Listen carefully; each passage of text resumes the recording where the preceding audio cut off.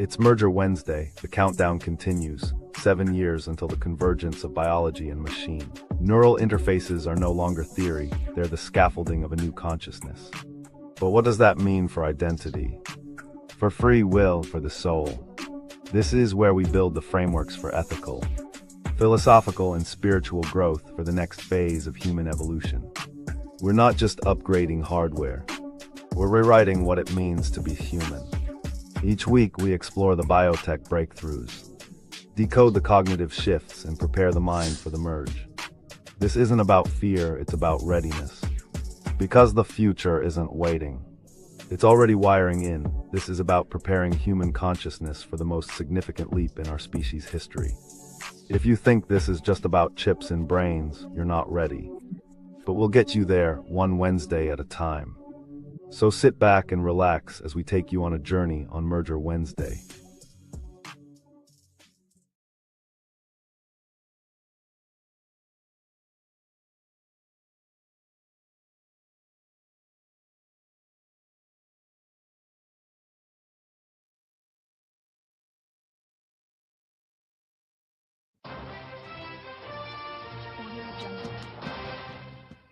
Welcome to the Final Boss Podcast, Merger Wednesdays. I'm your host, the one and only, the Final Boss. And as soon as I am able to get this camera straight, we can, hey, there you are. Hey, guys. Hey, guys. Welcome. Never a dull moment to Merger Wednesdays. Listen, man, we are moving along. Time is moving along. The show is moving along. The podcast is moving along. We are moving along. Listen, welcome to Merger Wednesdays. Hey, we got some great people in the building right now, man. I'm gonna give it a few shout outs to Gafsy, to Hamanda, right? To Chikandi's in the building. Hello, ma'am. How are you? Welcome to Merger Wednesdays. Listen, I owe everybody an apology last night, man. Couldn't make it to Tech Tuesdays last night.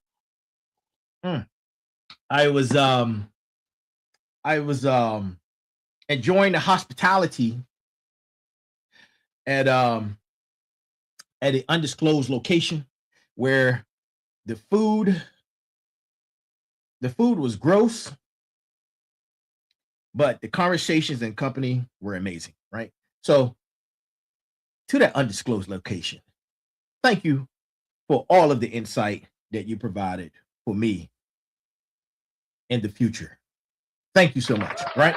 I see all of you. Don't you go nowhere. All 14 of you stay right there, man. This is Merger Wednesdays. This is the Final Boss Podcast. Welcome. If you're here, man, if you're here and this is your first time, welcome. Listen, to each and every single one of you, no matter where you are, watching from Facebook, LinkedIn, Twitch, Kick, YouTube, Instagram, or Spotify, thank you for joining us. And as always, good morning, good afternoon, good evening, and good night. The beautiful, the unconquerable, always supportive Andrea is in the building. Let's give a shout out to all the guests, man. All the guests who are here early, man. Thank you, guys. Thank you. Look, man, I got a great show for you tonight. You know, tonight's the doctoral show, right? So bear with me, right? Bear with me. To each and every last single one of you, man, I gave you guys an apology. Thank you for the support. And everybody was worried. Oh man, where are you? Listen, I was enjoying some hospitality and great conversation, but the food was terrible. And look, I don't want to go there again, right? Don't want to go there again, man. But you know, hey man, things happen. Sometimes things are out of your control, right? Things are out of your control. But tonight we're in full control because tonight is Merger, man. Tonight is Merger, right? And whoa, what was that? That was crazy. So, episode number 12 of Merger, episode number 204 of the Final Boss Podcast, right? So, before we get started, man, I already gave everybody the greeting of the day. Let's go ahead and remove these banners. I gave shout outs, man. What did I miss? Did I miss anything? Did I miss anything? No. Nope, and more nope, right? So listen, something got reborn this night, right? Something got reborn tonight, right? And it wasn't a person, right? It wasn't a brand, as my computer is falling apart. And it's not a comeback story, but what it is a machine, right? A machine made of biology, right? And for 11 weeks, man, for 11 weeks, we've been laying down the pieces in the frameworks. We've week by week, we talked about smart blood. We talked about nanobots. We talked about smart dust, right? Each one a technology that spent decades trapped in a silo, in a lab, in a journal, in a defense program, in a pharmaceutical pipeline, waiting for the moment, the right architecture to arrive.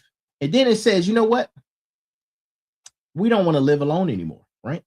And I'm going to tell you, that is the night of tonight. And that moment is right now. That moment, my friends, is tonight, right? The rebirth of these three technologies isn't three separate stories. It's one story. And the name of that story is the Internet of Bio-Nano Things, right? That's right. The IOBNT, the unified architecture that treats smart blood, nanobots, and smart dust not as separate technologies, but as three layers of one network system. Your body connected to the digital world at the molecular level, right? So, listen, if I sniffle a little bit, my sinuses are bothering me. My allergies are acting up crazy. So, look, that's my disclaimer, right? Week one, you already had the computational work for that, right? Your brain is a network. The separation between human and AI is philosophical, not biological. And then week two, we talked about smart blood, the delivery layer, the lipid nanoparticles already circulating inside human bodies. CRISPR therapies already rewriting definitive codes and definitive genes, right? And week three, nanobots, machines smaller than your cells, sensors, motors, and can be administered through drug payloads, and they have the capabilities of targeting systems, right? And then week four, right? We talked about every component. That was every component, and we went deep. We talked about MEMS sensors. We talked about smart dust networks, FDA-approved gene therapies, mRNA to programmable nanoparticles, Neuralinks, first human, the data, the failure, the fix, the recovery. And tonight, man, we're going to talk about the convergence. We are going to talk about the convergence, right? Listen, I am the final boss, and I am also a doctoral candidate, and I'm a doctoral candidate. And guess what? In AI, right? In AI. And tonight, the pieces become the bigger picture. It becomes not only the bigger picture, it becomes the picture, right? It becomes the picture, right? Like we do each and every last single Wednesday at 9 p.m. live. We are the Merge, and this is Merger Wednesdays, right? So here's the brass tacks, man. This is the brass tacks. Three technologies, decades of isolation, one architecture changes everything. The rebirth of smart blood, nanobots, and smart dust is not three separate events. It's one moment. The moment convergence replaces silos and the human body becomes the most sophisticated network ever built. That moment is not coming. It is already underway, and this community is the first to see the whole picture, right? And that's all layman terms for. Well, not the layman term. I'm sorry. That's the brass tacks of the evening, man. That's the brass tacks. So, to my Final Boss community, to my Final Boss nation, to my Final Boss family, right? You guys are already here. Oh, man, my cousin. Hey, cuzzo, thank you for the early birthday wishes. Thank you so much, man. I really appreciate that, man. Shout out to my cousin, Michelle. She's in the building. Listen, 5 nights a week, live at 9 p.m., right? With your host, me, right? The Final Boss, right? As you know, I'm service disabled veteran, right? You know this. You know I've had service in the for the Department of Defense. You know I served in the military, right? You know I've served in the three theaters, and you also know that I was in the Pentagon on 9/11, right? I'm in my last semester of my MBA, and I start my doctoral studies in AI foundations and ethical considerations in July, right? But more important than all of those credentials, listen, I'm a dad, right? I'm a dad and I have a beautiful daughter, right? So every episode is a deliberate act. It's a deliberate act of legitimate legacy building, right? Including the merger round. So why? Auntie, I am on my show. Bye. I'm good. Okay. All right. Bye-bye.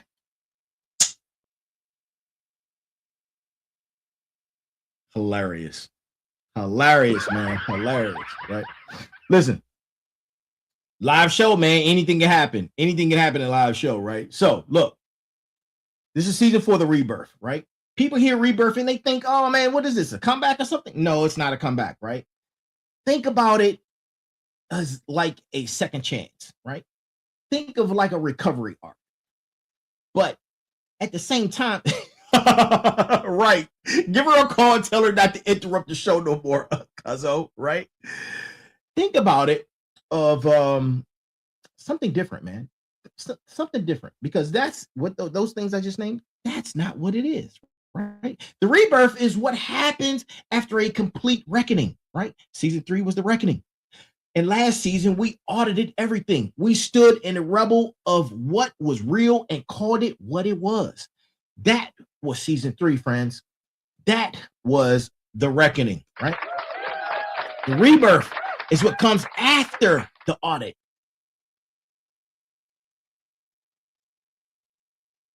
Yes, Maureen, I am doing this. I'm a one-man band, one-man show, except for my graphics team. But yes, thank you so much. Thank you for joining us, right? The rebirth, as I was saying. What was I saying? Oh, audit, right?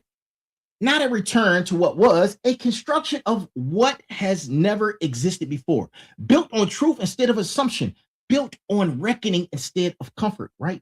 That's what Art 2 of Merger Wednesdays has been. We didn't revisit old ideas about nanotechnology. We tore down every silo and forced the question, what do these technologies become when they operate as one, right? That's the convergence. And tonight is the answer, the rebirth of 3 siloed sciences into one unified biological architecture. And to my smarts, listen, to my smarts who track the research, tonight is the payoff. To my fighter bosses who build the information, tonight is the blueprint. To my motivators who need to understand that the stakes tonight is the picture, right? I said the picture earlier, right? To my warriors who know information is ammunition, tonight is your briefing. All 4 of you locked in, let's build, right? Let's build. Now, we talked about smart blood in the beginning of the third of last season, right? We talked about smart blood in the beginning of last season, right? Because smart blood was the first layer we covered, right? It was the first, right? And in the context of the rebirth, smart blood represents something specific, the rebirth of the bloodstream itself, right? Itself. And for all human history, the circulatory system has been understood as a life support network. It carries oxygen, right? It carries nutrients, right? It removes waste, right? It transports immune cells to sites of infection, right? That understanding is complete and correct. And it is no longer sufficient, right? It is no longer sufficient. The moment lipid nanoparticles delivered mRNA into billions of human bodies and triggered a targeted immune response without touching a single healthy cell, the bloodstream was reborn, right? As something it had never officially been before, a technology delivered infrastructure, an engineered channel, if you will, right? A network of programmable cargo, right? CRISPR, we talked about CRISPR. Stay there. Don't you go nowhere. No bathroom break, no hallway pass. Class is in session. Take some notes, right? CRISPR therapies, we also talked about that in season 3, right? Early on in MERGER, right? CRISPR therapies like Casgevy were the first FDA-approved CRISPR treatment for sickle cell disease, right? That's been confirmed, right? Go do your research. Go check it out, right? It was a molecular payload, targeted delivery, biological reprogramming at the genetic level, right? The bloodstream didn't just carry the therapy, was the channel the therapy required, right? And then one of my favorites, man, smart blood, right? Smart blood is layer 1 because the rebirth of the circulatory system from life support channel to technology delivery network is the prerequisite for everything that follows, right? Without rebirth, the other 2 layers have no highway to operate on, right? Think of it like traffic. Think of it like a traffic jam, man, right? Think about it like a traffic jam, right? And to my smarts, the precedent that matters here is not scientific, it's regulatory, and it's also social. Billions of people accepted molecular cargo into their circulatory systems through mRNA vaccines. The proof of concept is not in the lab, it's the population. The highway exists. The question is what drives on it next, right? And now, as you guys know, listen, I'm in a great mood tonight, man. I just am in a great mood tonight, man. Listen, I had some great hospitality last night, man. The food was terrible. I didn't eat the food, but the hospitality and the conversations were amazing, right? Think about it like this. This is my layman's block. Think about it like this, right? Think about how cities work, right? We just talked about traffic and traffic jams, right? Before there were cars, roads, and cars and roads, before all that, right? We had horses, we had carriages, we had foot traffic. The road infrastructure was the same. What changed was the vehicle. The bloodstream is the same story. It has always been the road, right? What's changing is the vehicle. Lipid nanoparticles and CRISPR therapies are the first new vehicles on the ancient road, right? The road got reborn, not because it changed, but because what drives on it changed. That's smart's blood, right? That's layer 1. The highway,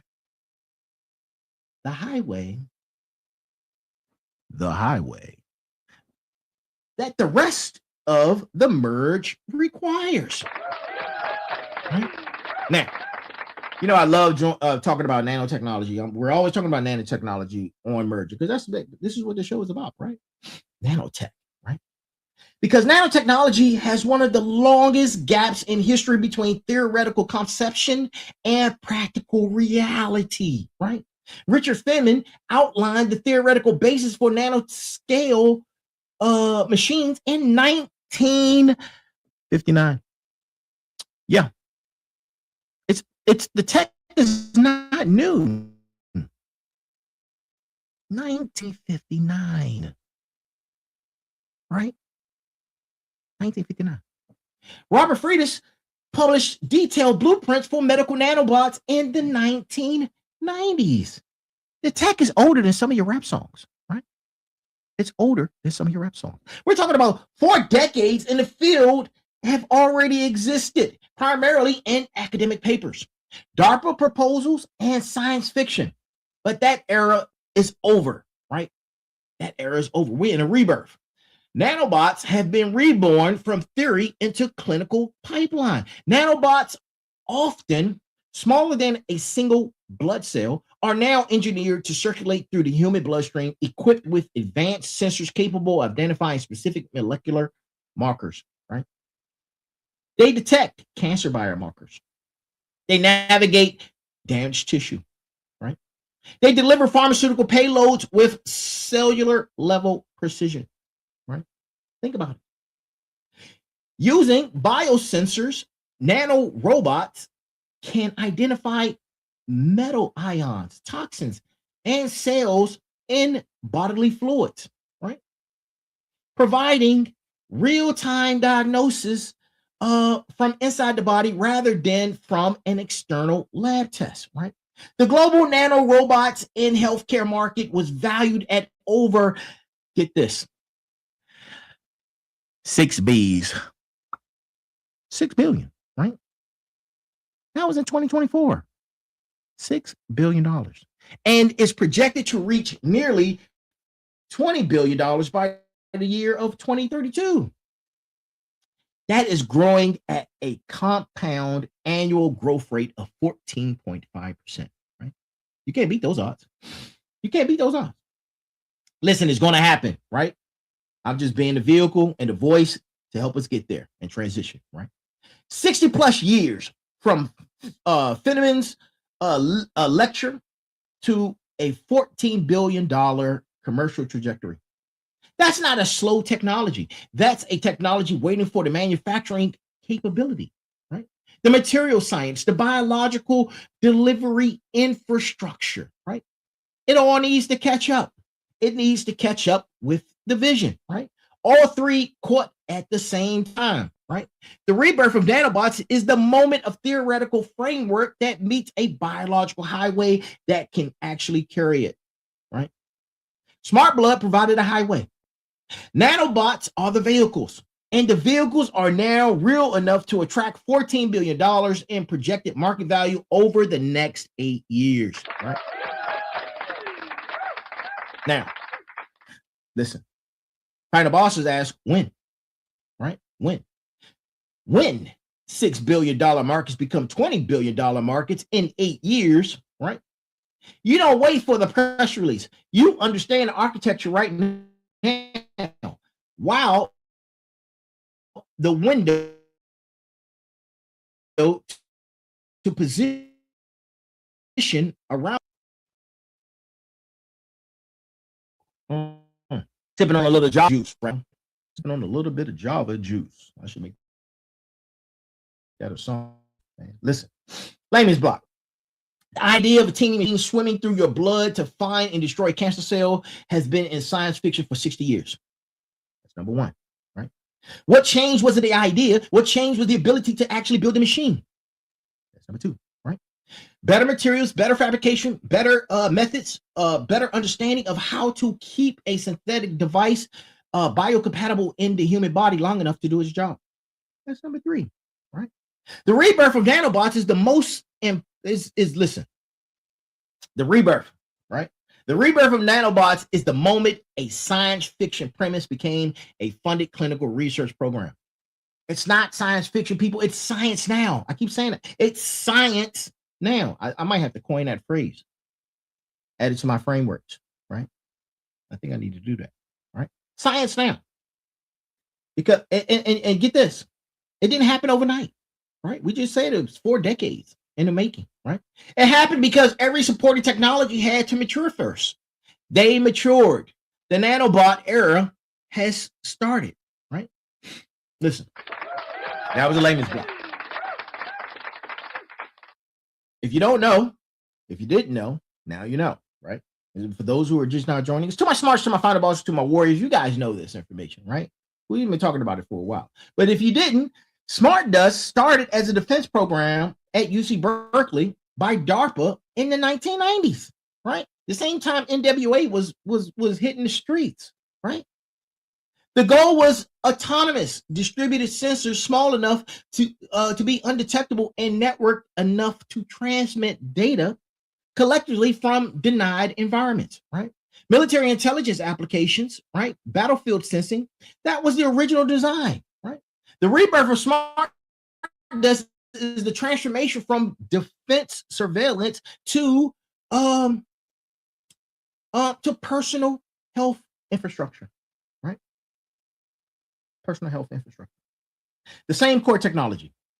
Microscale sensors that capture environmental and physiological data and transmit it wirelessly now lives in your wearable patch, your continuous glucose monitor, your biosensor tattoo, right? Wearable electrochemical biosensors currently enable real-time continuous measurement of various biomarkers directly on the body in forms including microneedles, wearable patches, tattoos, contact lenses, and mouth guards.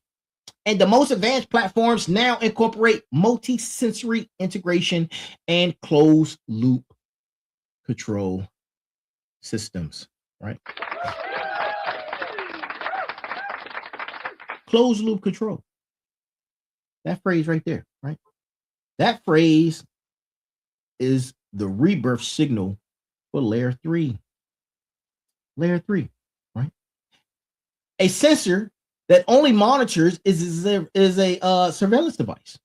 A sensor embedded in a closed loop control system is a biological management tool because it detects, it transmits, right? The system responds and automatically, right? It does it automatically, right? Without waiting for a human to read a report and make a decision. Blood glucose spikes. The sensor detects it and triggers an insulin response before symptoms develop. Inflammatory biomarkers appear. An alert fires to a physician dashboard before you even feel the pain. Cortisol levels elevate. The system logs the stress event and adjusts a downstream protocol. Right? It's not science fiction, people. This is science now. Right? Smart Dust was reborn the moment it moved from external surveillance into internal management. From watching the battlefield to managing the biology. And to my warriors, the lineage of this technology matters, right? It was built for surveillance. Its rebirth is personal sovereignty. These two applications run in opposite directions on the same technology platform.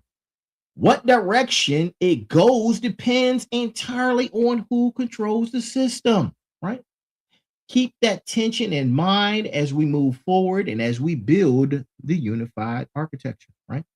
And to my smarts, to my final boss, to my warriors, to my motivators, to the final boss communication, to final boss communication, final boss community, final boss nation, final boss family. Here's the layman's block, right? Your Fitbit is the customer grade first generation version of Smart Dust, right? It captures physiological data from the surface of your body. It transmits that data to an app. The app gives you a report. That's layer 3 at its most basic, right? The rebirth of that concept is what happens when the sensors get smaller, get more sensitive, move from the surface of your body to inside it, and connect not just to an app on your phone, but to a system that responds to the data automatically, right?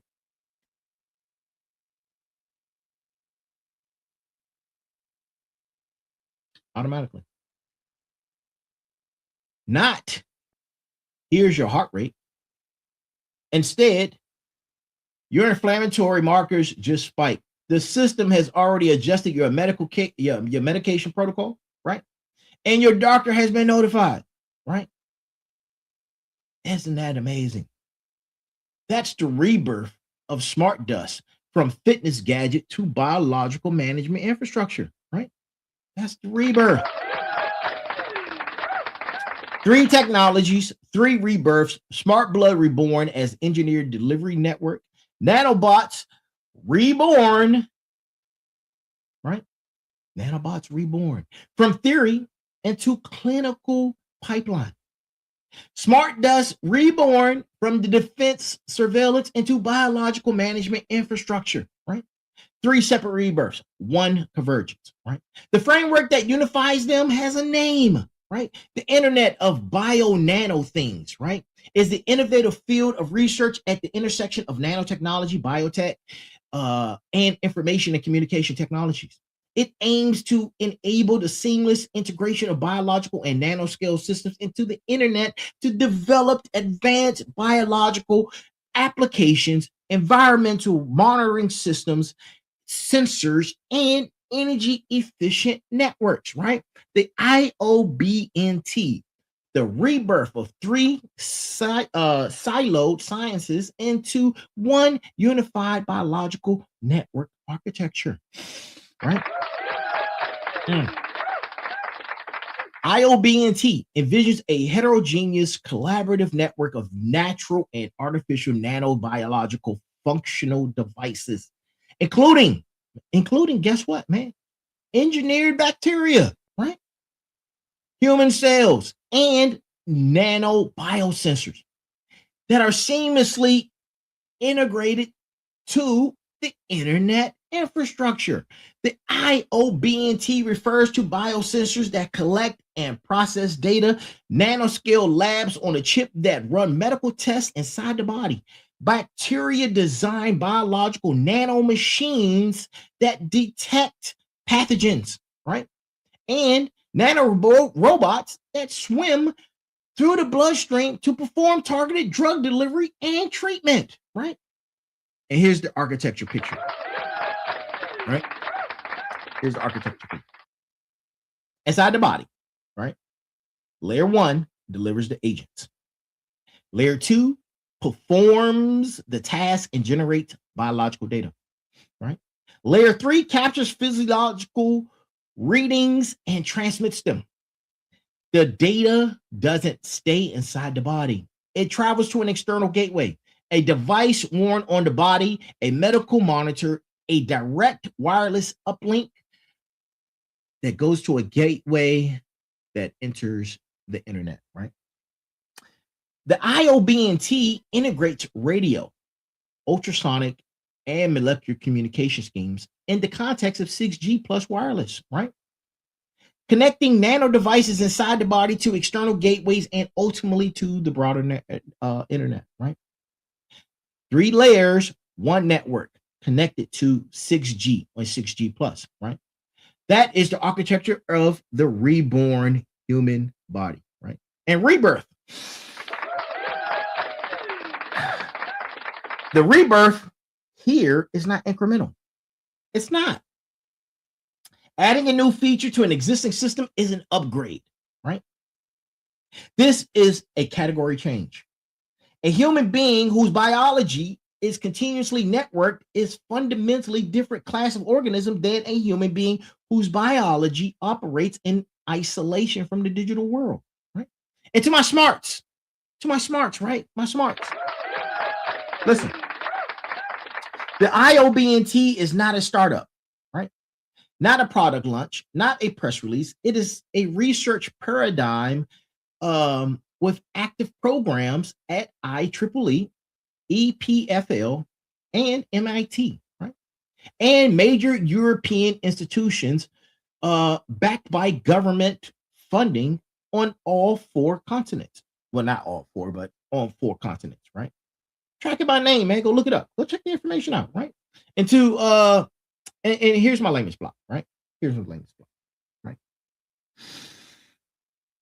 The Internet of Things, the IoT, gave every object around you a network connection, right? Your thermostat, your refrigerator, your car, each one became a node on the internet. A device that sends and receives data continuously. The Internet of Bio-Nano Things does the same thing, but it's for the human body, right? Not to devices around you, but to you. Yes, you right there. Yes, you who's watching, who's dozing off. Am I boring you? Am I boring? I'm doing the layman's block. Wake up. Pay attention, right? To you.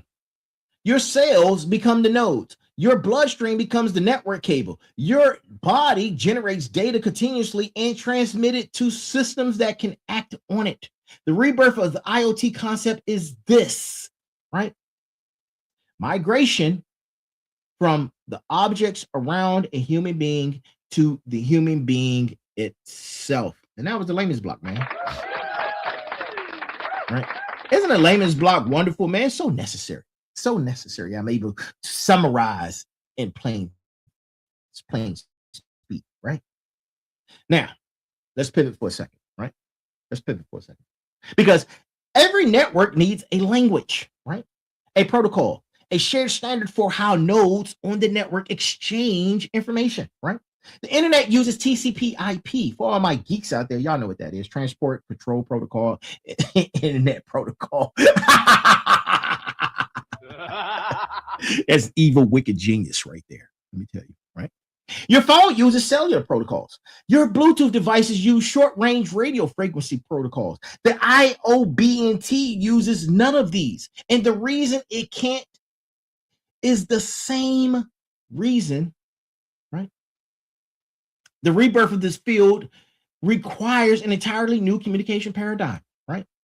Radio frequency RF doesn't work at nanoscale inside biological systems, right? The frequencies carrying your Wi-Fi signal aren't built for a medium made of water, protein, and living cells. Standard electromagnetic communication methods are not feasible for size-constrained and energy-constrained devices operating inside of a body, right? So the research community did something special, right? They did something remarkable, right? Something remarkable. They asked, what communication protocol already works perfectly inside the human body, right? What language does the body already speak, right? Pay attention. Wake up. Yeah, wake up. You. I see you dozing off. Stop dozing off. Hey, get back over here. You, come back. I saw you just left. Get back over here. The answer is molecules. The answer is molecules. For those who didn't know, the answer is molecules, right? Because molecular communications have emerged as the most promising technique to enable IOBNT because they're already utilized by natural biological systems in a energy efficient and robust manner, right? Your body has been running molecular communication for billions of years. Every hormone, every signal, every neurotransmitter, every immune response, right? That's a molecular network, right? Researchers are building synthetic systems that transmit engineered signals through the same physical medium, right? To realize an IOBNT, both radio frequency and molecular communication schemes are used, right? Including molecular communication, right? Molecular communication systems. That's crazy. Right? Gateway nodes and RF subsystems to enable end-to-end communication between nano devices with miniaturized biosensors located in the body and external control and monitoring units in the context of 6G plus networks, right? The rebirth this represents is fundamental. And for the first time in the history of networking, the communication protocol is not engineered from scratch. It's borrowed from biology. The body teaches the network how to talk. The network learns the body's native language and speaks it back, right? Molecular inside, radio at the boundary, 6G outside. The handshake is 3 layers deep before a signal bit of data reaches a hospital network, right? And to my smarts, whoever writes the finalized molecular communication standard writes the operating system for the biological network, right? That's not a metaphor. That's how protocol standardization has worked in every network technology domain in history. The standard is the power, right? Like IEEE. Listen. Hold on. I need some Java juice. Listen. Layman's block. All right. Your cells don't send text, right? They don't send text messages. They release chemical signals. One cell releases a molecule. A neighboring cell has a receptor that recognizes that molecule and responds. That's how your immune system knows when to attack. That's how your pancreas knows when to release insulin. Your molecular communication technology learns to write new messages in the same chemical language instead of the release of insulin, right? Instead of it. The synthetic signal says send status report to external gateway.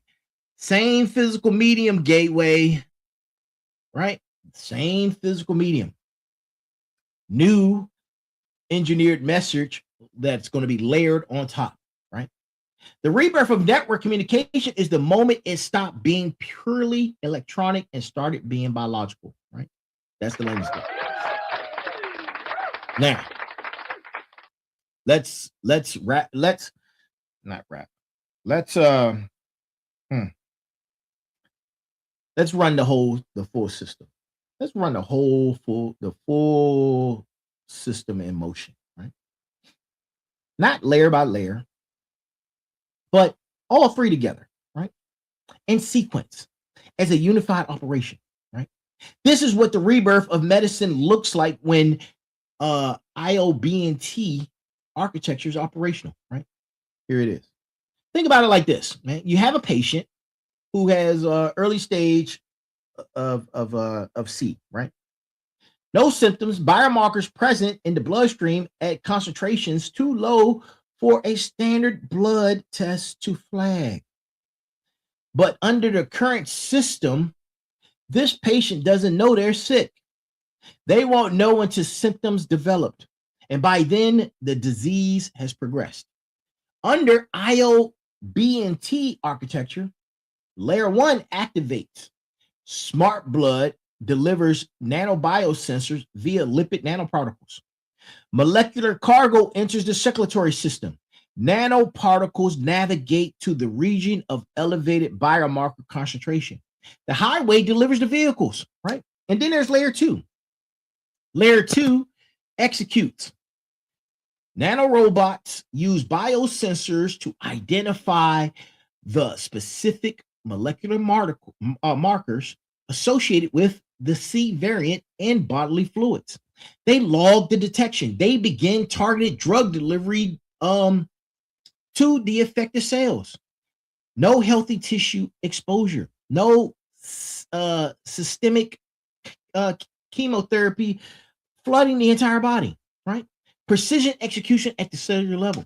And then layer 3 closes the loop.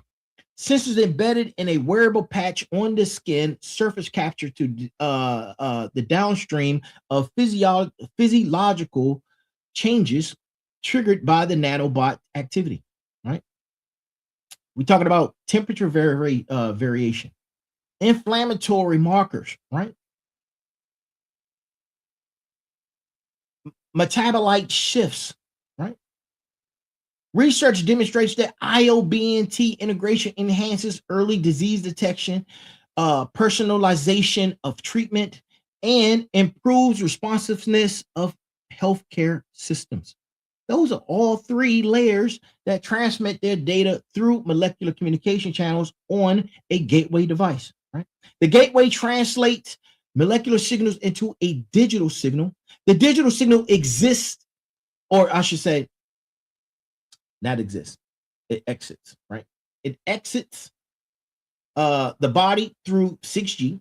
It reaches a medical AI platform that correlates all three data systems and data streams, right? It confirms the diagnosis. It adjusts the nanobot treatment, right? And then it notifies your physician. The patient never felt a symptom. The disease never had a chance.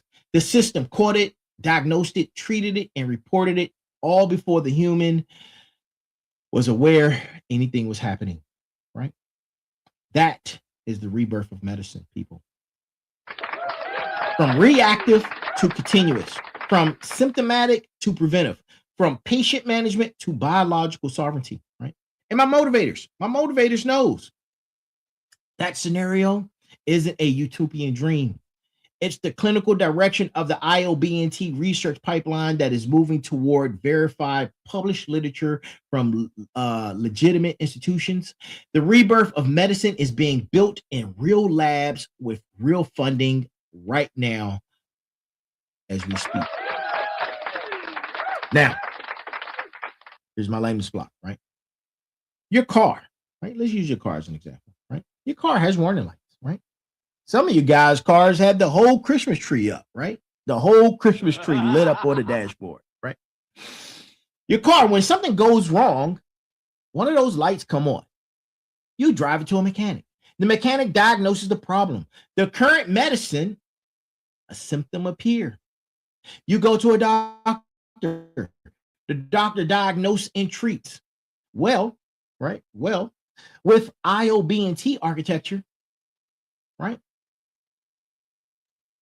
think of IOBNT as the car. The car has sensors throughout the entire engine. It monitors every component continuously. It catches problems before warning lights appear, automatically adjusts performance to compensate, and reports the full system status to a mechanic who is a doctor in real time, whether you're paying attention or not. The rebirth of medicine is the transition from warning lights to continuous monitoring, from reactive repair to preventive management. That's the rebirth of medicine, right? And the rebirth is real. And the rebirth is incomplete. Both statements are true at the same time. They're both true simultaneously.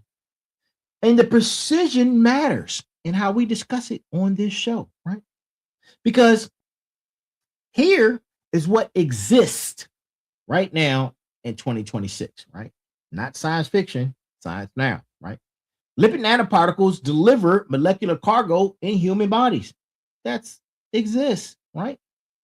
CRISPR-based therapies approved by the FDA for human use. That exists. It was used for sickle cell disease, right?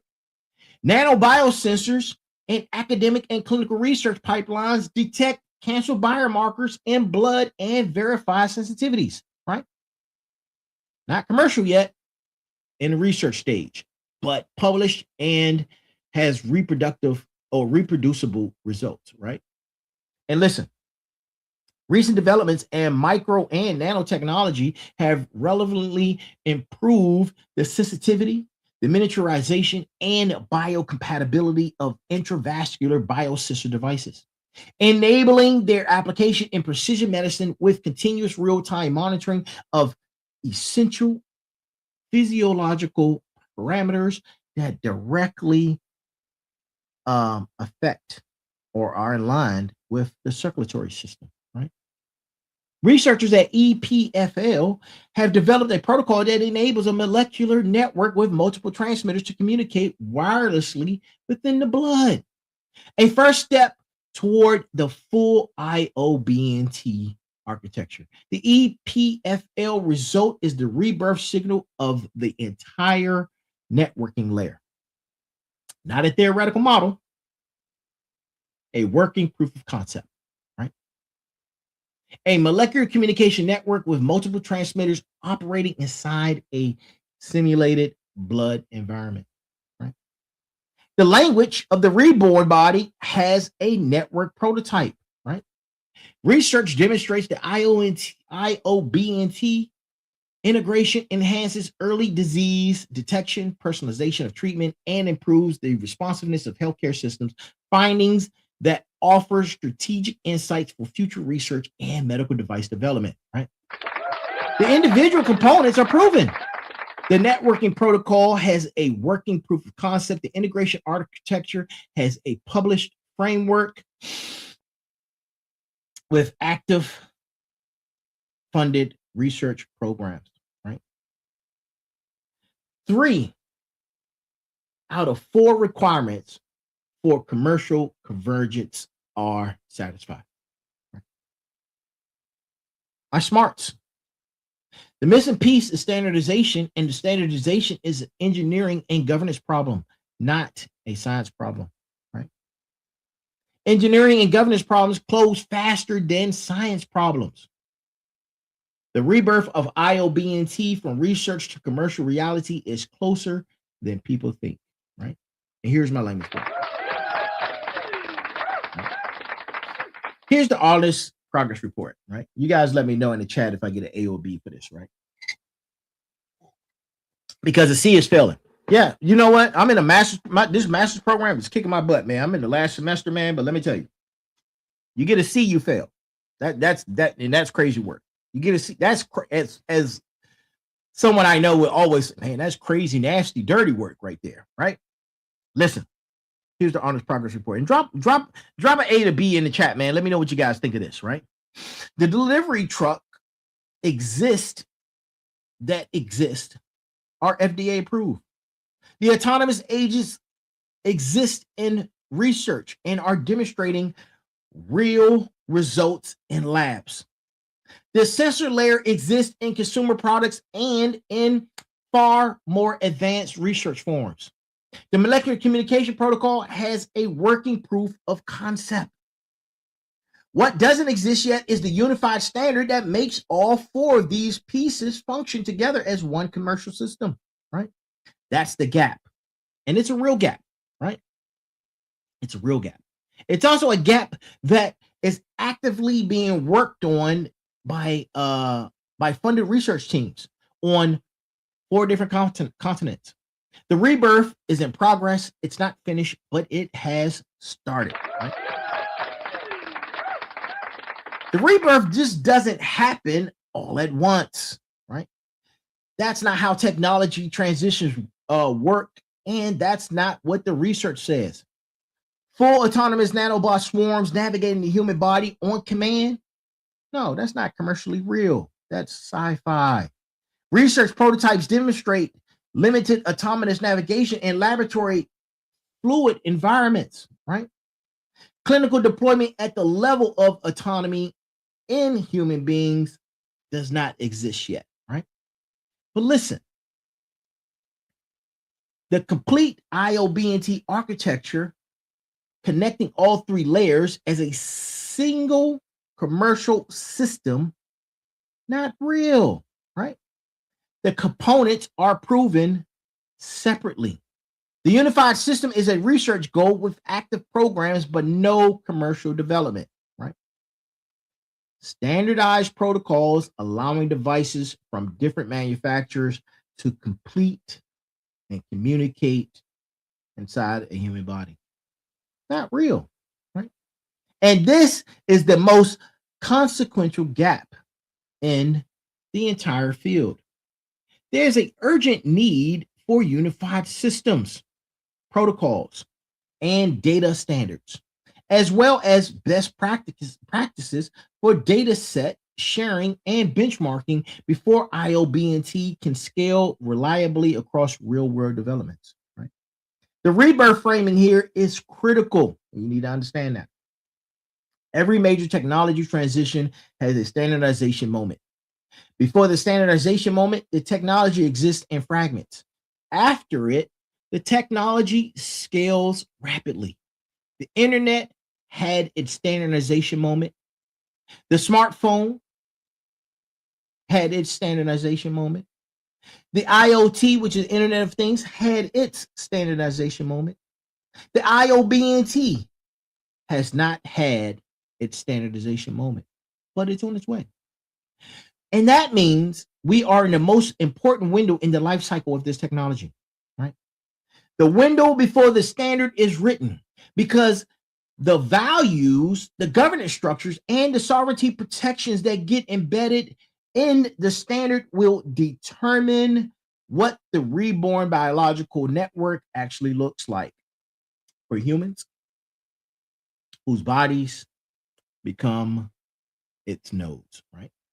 And my warriors, to my warriors, this is the real battleground. The standard is the real battleground, right?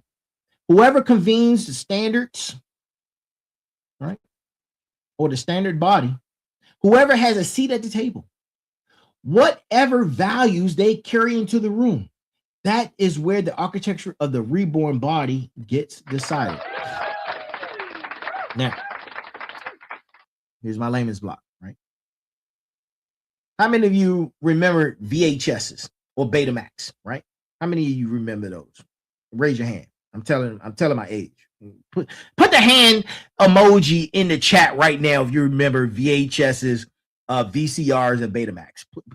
Put your hands in the chat right now, right? Because get this.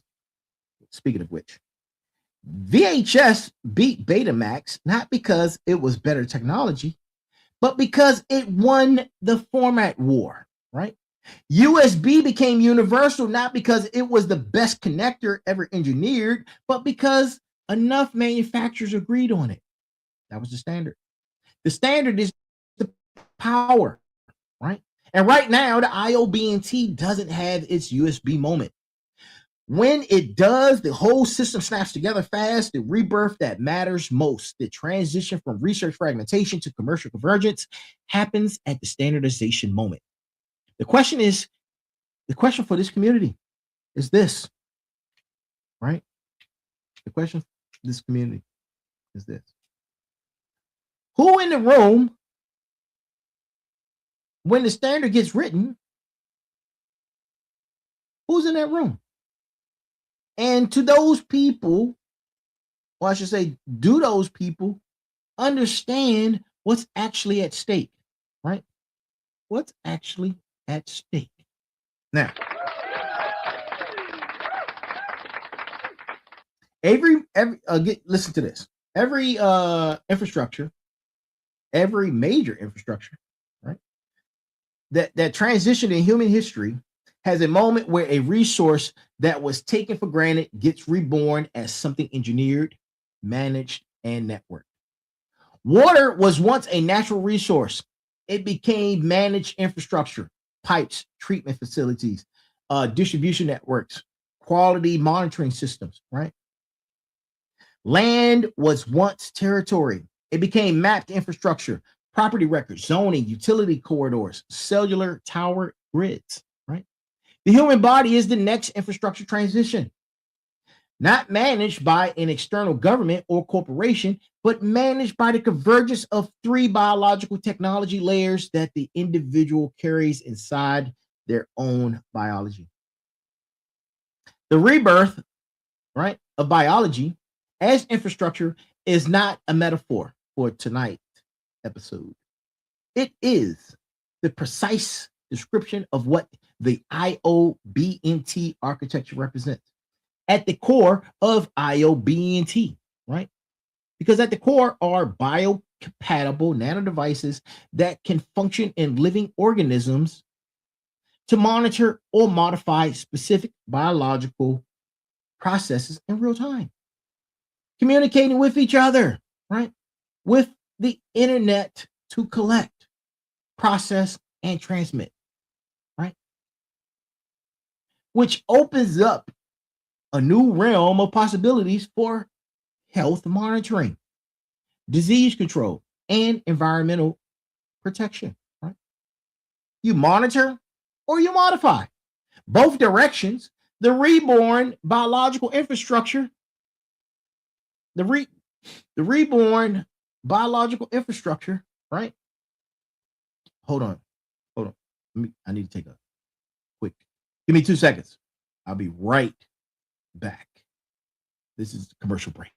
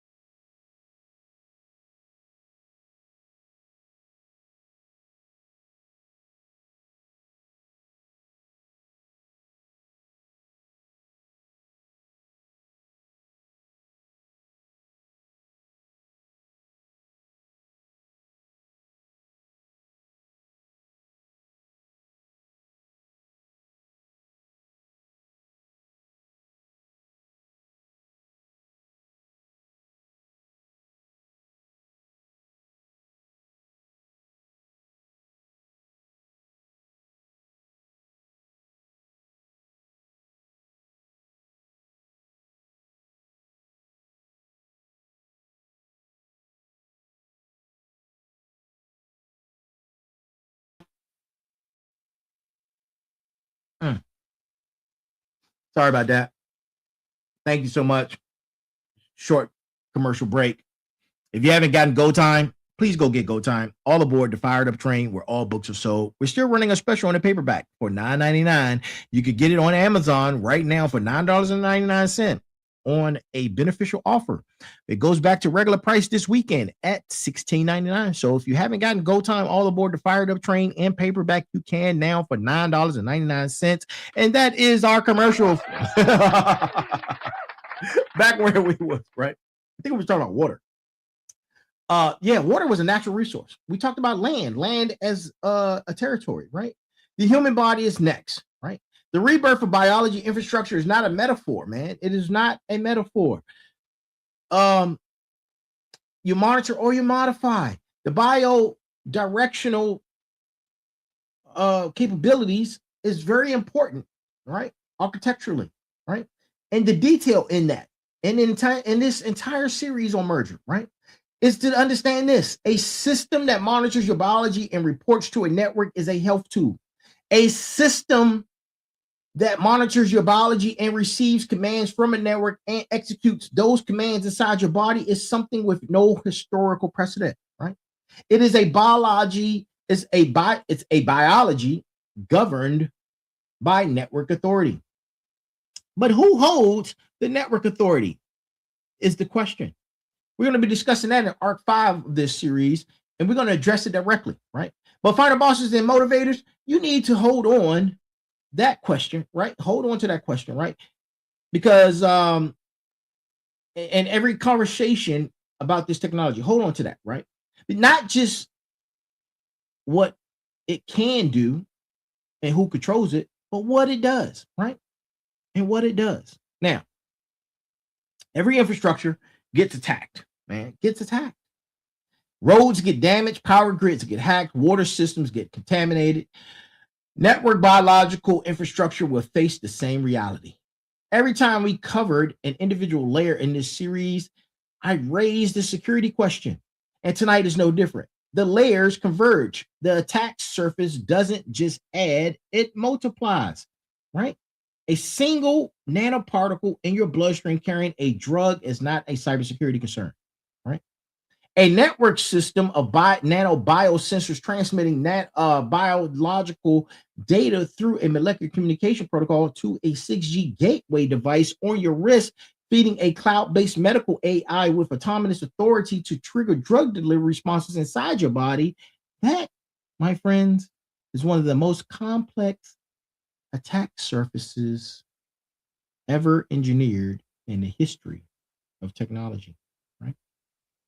Security threats identified in IOB&T networks include spoofing, tampering, jamming, eavesdropping, and side channel attacks at both molecular and communication layers. If you don't know what spoofing, tampering, jamming, and eavesdropping and side channel attacks are, or mitigation strategies, go check that out, man. Go do your own research. Go check it out, right? Yes, Chikandi, that's what I'm explaining right now. We're talking about it. Yes. The rebirth of cybersecurity of this field requires a complete category shift, right? Digital sovereignty principles were written for devices, files, networks, accounts. None of them were written for a person whose bloodstream is a network endpoint. A reborn body requires reborn security frameworks, and those frameworks do not yet exist at the scale the technology is approaching, right? Smarts and warriors, cybersecurity of biological infrastructure is the discipline that doesn't exist yet at that level it needs to, right? That gap is a career. That gap is a research agenda. That gap is the frontier my doctoral work points directly toward, right?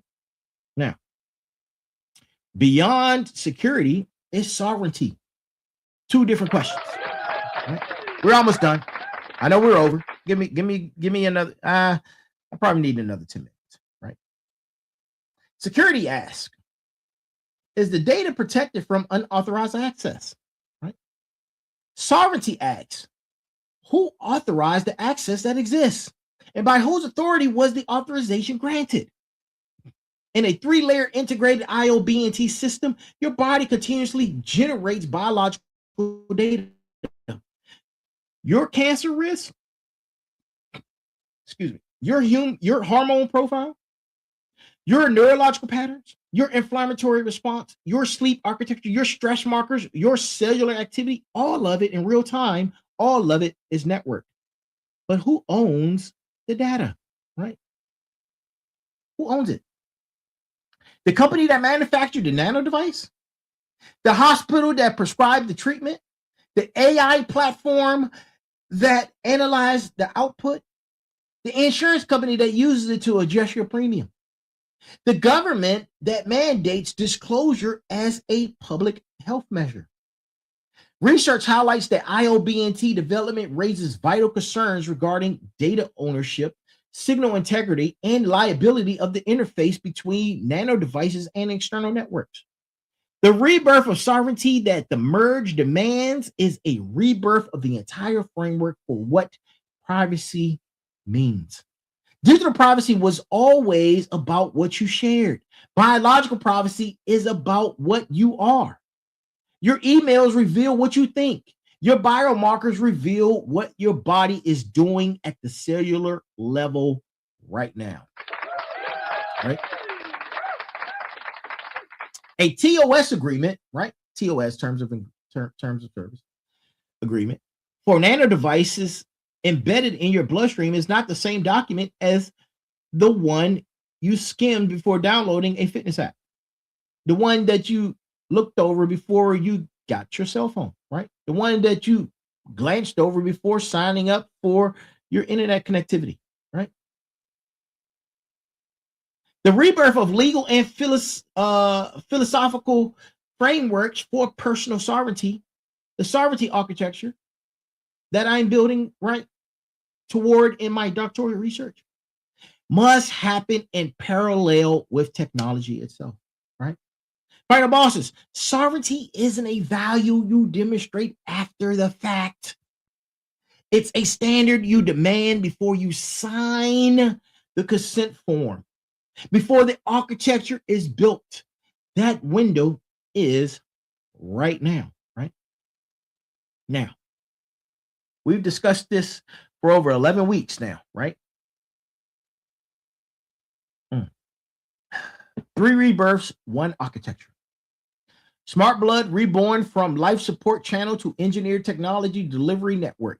Nanobots reborn from 60 years of theoretical papers into a funded clinical pipeline with a $14 billion market trajectory. Smart dust reborn from DARPA defense surveillance into personal biological management infrastructure. 3 rebirths converging into 1 framework. The Internet of Bio-Nano Things, the IOBNT. Smart blood is the highway. Nanobots are the vehicles. Smart dust is the traffic management system. Molecular communication is the language the system speaks inside the body. The gateway is the translator. 6G is the connection to the world outside. The research is real. The funding is real. The convergence is happening, not in a single commercial product yet, but in an infrastructure being built right now by researchers at IEEE, EPFL, MIT, 6 German institutions and labs on 4 continents, right? The challenge is no longer science. The challenge is standardization. The challenge is security. The challenge is sovereignty, right? But who sets the protocol? Who? Who owns the data? Who?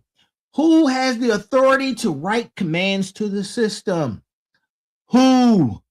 Who demands what the automated response does inside your body when the AI detects an anomaly, right? Who?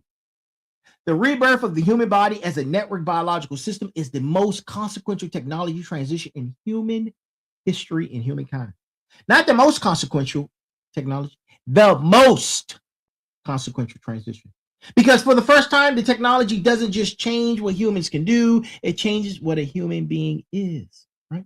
And to my smarts, to my final bosses, to my motivators, to my warriors, you now understand that architecture better than 90% or 99% of the world's population.